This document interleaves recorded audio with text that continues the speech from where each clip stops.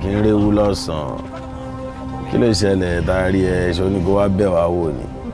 Masuka ọba iná tí kò bá nídìí obìnrin kì í jẹ́ kú. obìnrin tó bá jẹ́ kú mọ́ ló wá jẹ́ kú má kọ́ nílé wọn lọ ni. mo gbọ́ rúmọ̀ kan ni mo lè sọ pé rọ ni kò possible because Masuka understand street now. ó wà pé chicken no dey chop chicken intestine.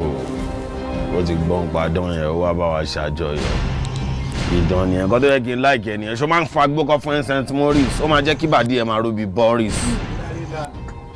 má wọ̀ rí tó bá tún wá jayé tán pẹ̀lú wa ẹ má sọ pé no máa fún ẹ ní 10% based on street ni o ó ti yẹ torí ìwọ náà lè wúlò no ẹ má sọ pé rárá ẹ jẹ́ ká fún. ó ti sún bẹ́ẹ̀.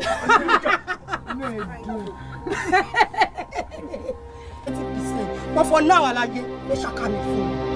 ṣé ò ń gbọ́ ọmọ ọgbọ́n jẹ́ n kọ́kọ́ gbé ẹ padà ẹ̀ẹ̀kan mo rí ẹ tó ń sọ̀rọ̀ bíi robot tó ń sọ̀rọ̀ Fẹlá ṣòro òwe tí Fẹlá pa ń gbà yẹn ayé black and white ní sórí ayé coloured làwa wà yìí ayé yẹn dẹ̀ làwa wà tá a ti ń rìn ṣó ti yẹ ẹ́ sìn. ó má ti wọnú agodo mi ó wá ń sọ̀rọ̀ bíi robot èmi ló ń kàròyìn fún ó ń ṣe bàálà búlù bàálà níwájú mi ò tiẹ̀ bẹ̀rù rárá ó yà sọ pé ó ti lọ. ó ti lọ gángan. ọ̀rọ̀ owó yẹn ti lọ kó lórí ẹ̀. Masuka ọmọ mi o you suppose dxdy omi atanu omi ẹran o pepper water pasha omi atanu ṣe fi pọ̀jù o. na person wey never see problem dey use English dey pray.